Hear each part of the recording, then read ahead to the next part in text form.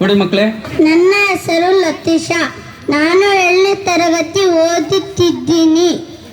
ರೈತ ದೇಶದ ಬೆನ್ನೆಲುಬು. ತಾಯಿ ಜೀವ ಕೊಡ್ತಾಳೆ.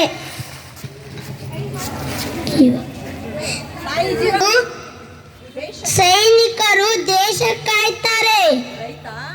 ರೈತ ಅನ್ನ ಕೊಡ್ತಾನೆ.